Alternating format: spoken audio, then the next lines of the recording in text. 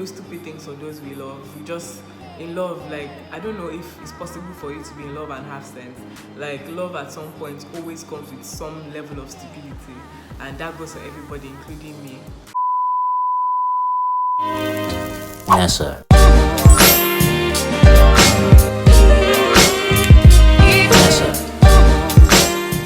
Hi guys, welcome back to my YouTube channel. If you're new to my channel, my name is Vanessa. Say guys, today please excuse my shades here. I just feel like being bougie at home today for some reason. So today we're talking about the whole Davido Chioma saga and if food is really the way to a man's heart. So if you're not informed, so over the weekend, because you guys will see this video probably on a Monday, over the weekend a video came out of Davido holding some girl's hand. Her name is Maya, and she's rumored to be the ex of the rapper Lil Ma. I'm going to insert the video on the screen somewhere. If you haven't seen the video, you can see the video from here. So after holding the babe's hand, they stipulated that he's in a relationship with the girl, and apparently him and Chioma had broken up.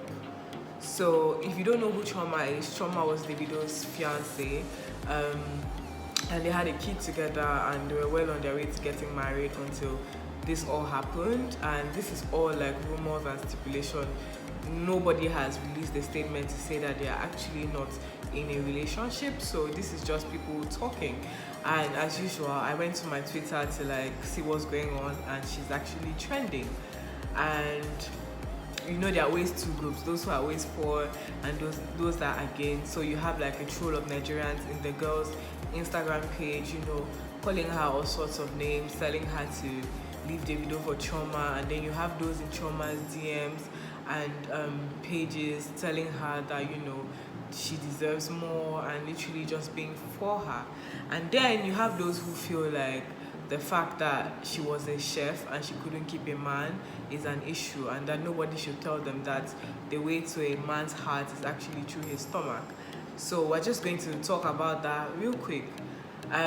The men in the comment section here, is the way to your heart through your stomach? If the way to your heart is actually through your stomach, that means a plate of rice and stew is enough for me to like bag your heart. So just let me know, what are those things that you know you actually look forward to in a relationship, those things that actually make you feel like, oh my god, I can actually love this girl. Is food or she cooking for you such a big deal? If it is, let me know why, but I'm just going to put my opinion out there.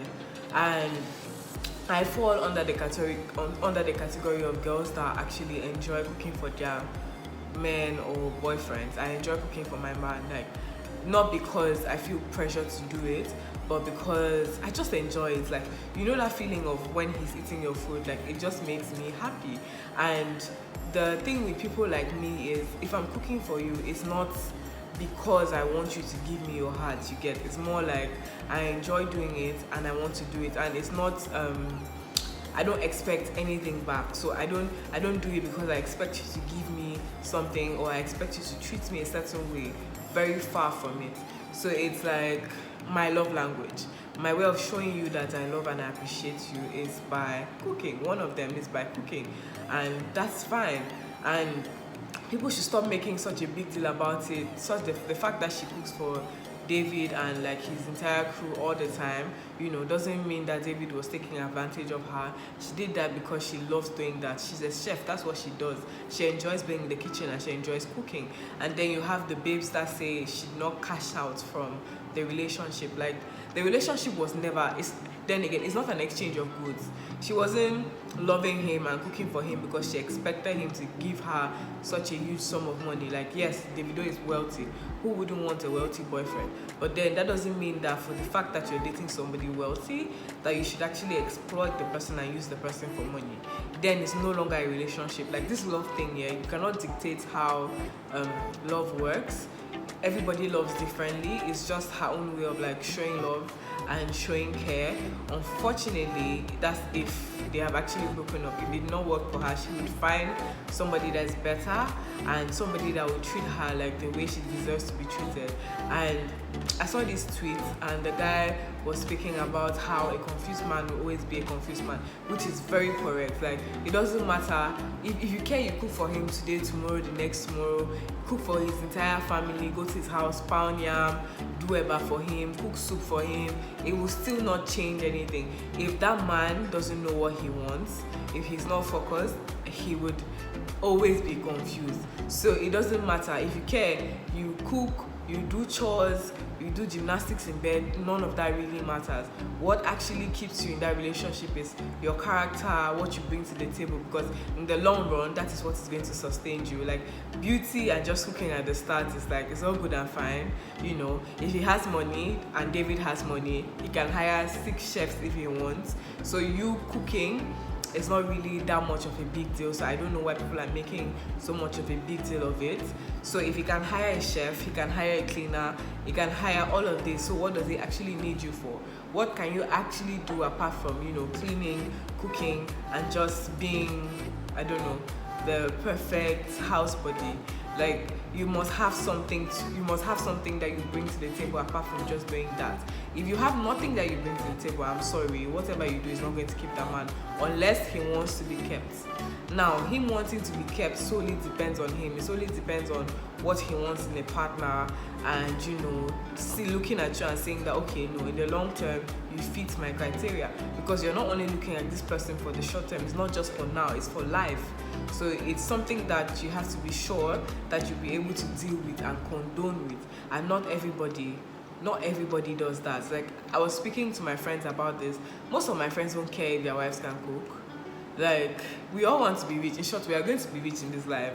So we're going to afford chefs, we're going to afford the luxuries of life. So if I can afford all of it, why do I need a wife that would slave in my kitchen?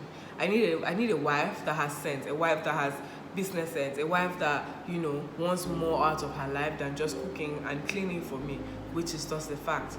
And like, until you're willing to offer that, and until you're willing to offer that to somebody who actually deserves to be offered that, then I'm sorry, you're going to keep going into these relationships that literally have no meaning, and then you're going to come out of it bitter, and you're going to be like, oh my god, I cooked for this guy, I cleaned for this guy. Yeah, you cooked and you cleaned because you wanted to cook and clean, not because he told you that you must cook and you must clean for me.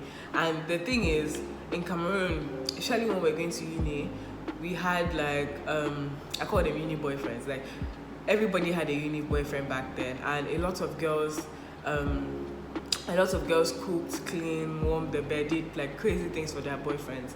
And to some extent, I don't blame them, because when you're a girl, in most African homes, when you grow up, they tell you that, you know, the most important thing for you to do is, you know, cook, clean, take care of your house. And unless if you do that, you would not get married, or you would get married and then they'll send you back to your father's house. Like, they used to make jokes about how they would have like containers in front of the gates for you, and they'll put your bride price inside, so when they return you, they can easily pay off. So I really don't blame some girls for feeling that their value is attached to their cooking or their cleaning services. It actually is not. There's actually a whole lot more to us. There's a whole lot more into like maintaining and sustaining a relationship. So I don't know why people make it seem like it's such a do or die affair. And as for, yeah, that's basically it. Chioma did that because she wanted to and she loved it. She did that out of the depths of her heart. Unfortunately, we do stupid things for those we love. We just, in love, like, I don't know if it's possible for you to be in love and have sense. Like, love at some point always comes with some level of stupidity, and that goes for everybody, including me. So yeah, I don't think it's that much of I don't think it's that much of a big deal for her to do all of that for David. And at the end of this, and whether she cashed out or she did not cash out, she had a loving relationship with the guy. They had a kid, for crying out loud. She's not living that relationship like empty. She has a child with this entire human. You know, they're raising this child together, and like, a child on his own is a blessing. You might see it's like she didn't cash out, but to her, like, that child is her world, and unfortunately she would not have that if she wasn't with David. So I think people should just stop talking about it and stop making her feel like all her efforts were in vain, because honestly a lot of girls would do the same thing if they were in her shoes. They'll probably even do a whole lot more and do worse. So yeah guys, don't forget to like, share and subscribe. Yes, join my little family, and I hope you enjoy my videos. Please do leave a comment for me on the type of videos you would want to see, and I would definitely consider them. And yeah guys, I'll see you in my next video. Bye.